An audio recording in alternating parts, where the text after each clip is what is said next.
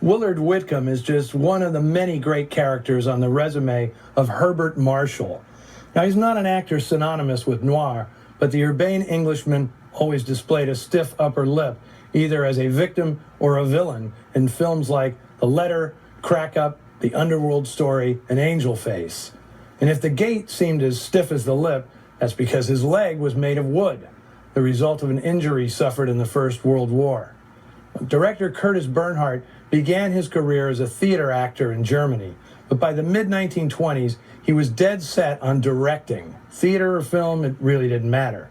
He was part of the leftist movement in Berlin, and in 1924 shot a feature funded by the communists called War, about a blind soldier leading a pacifist movement in Berlin. A few years later, he directed The Souls of Children Accuse You, an anti-abortion tract funded by the Catholic Church. Bernhardt took personal pride in having been hired by both communists and Catholics to convincingly sell their stories. Unlike directors who imposed their personalities on whatever script they were given, Bernhardt prided himself on finding a style distinctive to each story he told. That could be why he never really garnered much of a reputation in a business that caters to larger-than-life artists.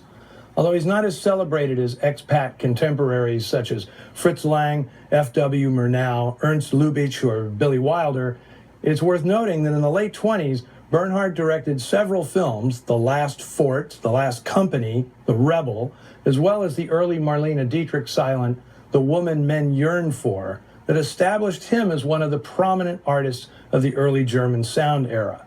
In 1932, Germany's best and brightest filmmakers were called together to receive guidelines from Joseph Goebbels, soon to be the Third Reich's Minister of Propaganda, on the future of filmmaking under Nazi rule.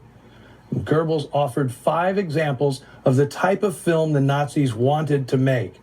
Greta Garbo's 1927 version of Anna Karenina, directed by Edmund Goulding, Fritz Lang's Die Nibelungen, Sergei Eisenstein's Potemkin, not for its communist poison, Goebbels noted, but for the style of its filmmaking, and 2 pictures by Kurt Bernhardt, The Last Company and The Rebel. And Goebbels was particularly fond of these 5 because, in his words, none of them could have been conceived in the degenerate brain of a Jewish director. Well, of course, Lang, Eisenstein, and Bernhardt, they were all Jewish. After this meeting, Bernhardt understandably felt his future lay in France, not Germany. Fortunately, in 1933, he was hired by a French film company to direct The Tunnel in Paris. Unfortunately, as soon as he arrived in the City of Lights, the producer announced, "Good news, we're shooting the whole picture in Munich." Bernhardt was in the unenviable position of being a Jew in Germany and a German in France.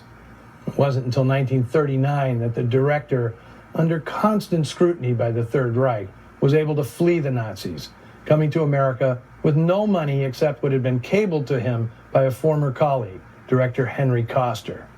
In short order, Bernhardt was weighing 7-year contracts from both Warner Brothers and MGM.